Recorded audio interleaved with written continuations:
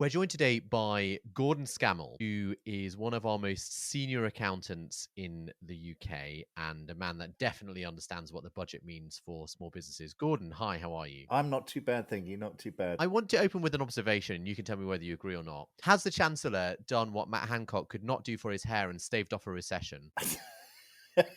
There's a question and well put.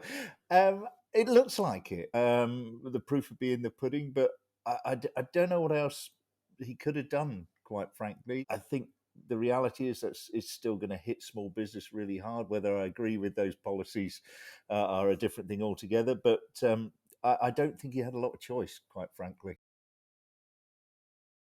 Okay, for the majority of us, up until the 5th of April, we'd have just been paying our corporation tax at 19%, as we had done for a number of years. It actually had come down over the course of a couple of years. So 19% was across the board for us in terms of net tax on profits. What's now happened is that up to a profit of 250,000, corporation tax is going to be charged at 25%.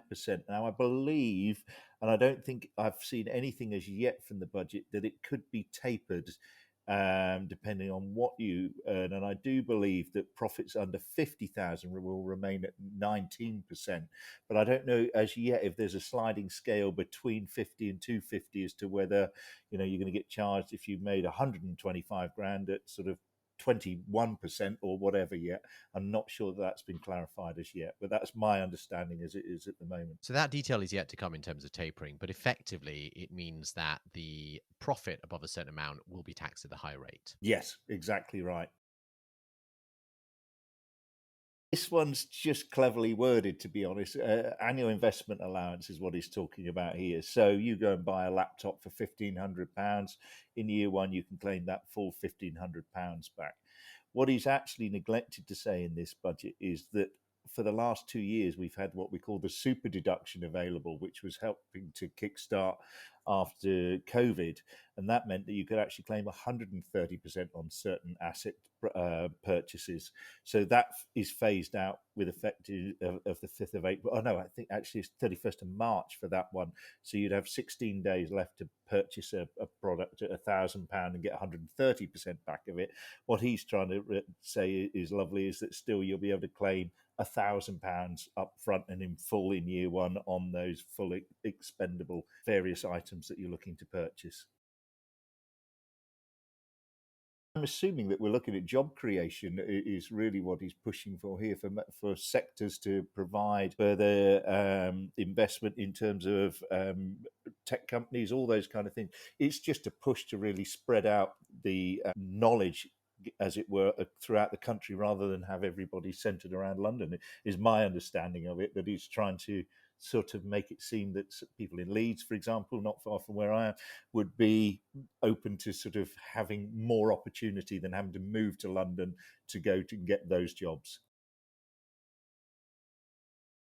That there are improvements for R&D and particularly for tech companies. I think they're going to get something like 27p back in the pound. The claim is quite high. I'm sure it's about 27p that you would get, something along those lines. So there's an increase in the R&D credit line that they're producing. So you'd still have to fit in the criteria that they're looking for as regards to those, but there is greater incentive to do R&D in the tech sector, certainly.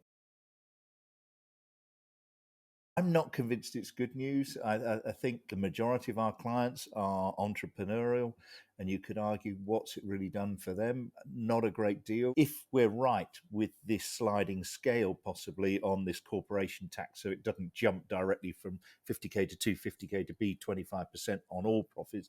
If there is a sliding scale in there, then that is something of a positive, I guess. But to me, 250k at 19% would have been far more acceptable. We could argue that there is the offset.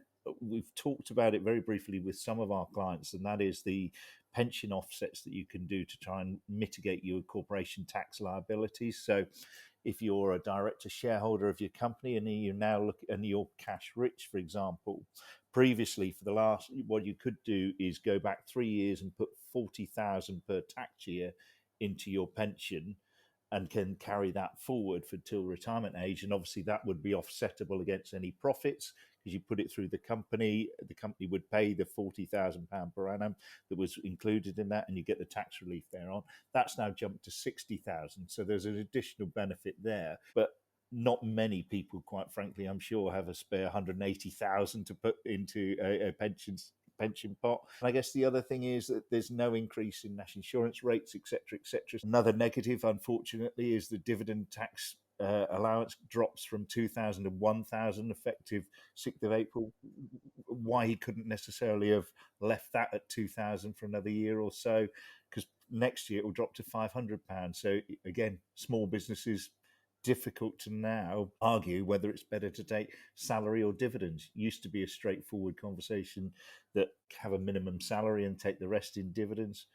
It's getting harder and harder. The large majority of our clients are of a younger age. There is this caveat for them about the childcare allowance. Those with younger children, you're now going to get the 30 hours a week voucher allowance there. I would say it's probably not a great deal of improvement. Still tough for those trying to make it on their own. Okay, going to be a tough time ahead. And talk to your accountant, preferably awesome accountants.